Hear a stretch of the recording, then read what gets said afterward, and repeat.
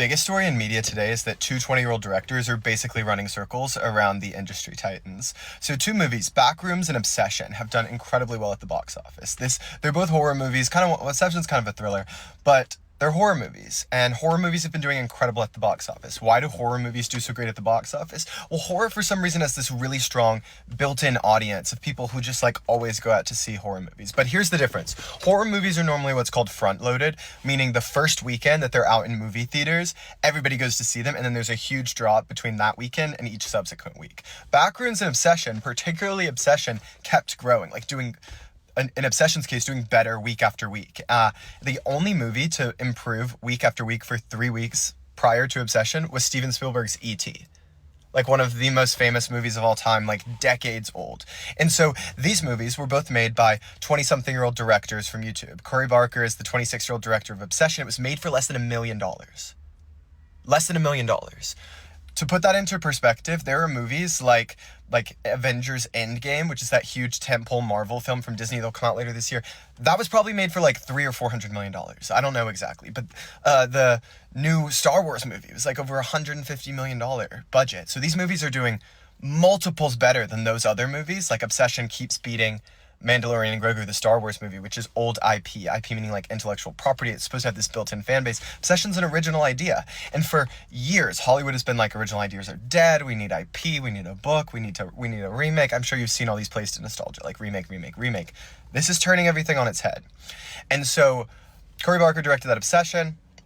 Kane Parsons' Only 20 got discovered on YouTube by A24, which is a more indie production studio, although A24 has taken huge money from different investment firms and private equity firms like Josh Kushner's Thrive Capital. So now it's becoming this big box office powerhouse, but still focuses on these indie films mainly. And this is Backrooms was their biggest opening ever by orders of magnitude. It opened to $88 million. Marty Supreme, jam-packed with stars like Timothée Chalamet and Gwyneth Paltrow, opened to less than $30 million. So the entire industry now is thinking, oh, maybe we need to do more horror. Maybe we need more younger directors. The real answer is a combination of things. So Backrooms kind of is based off IP. It's original idea, but it originated in Reddit and YouTube culture of this concept of liminal spaces and backrooms. And so it's kind of important for Hollywood to remember that. But Obsession is a totally original idea. And I think that the major takeaway that people should get from this is that you do not need to spend hundreds of millions of dollars on movies. Someone at the Oscars last year said something instead of one $300 million movie, let's make 10 $30 million movies. Yeah, let's do that. Movies in general this year are so back.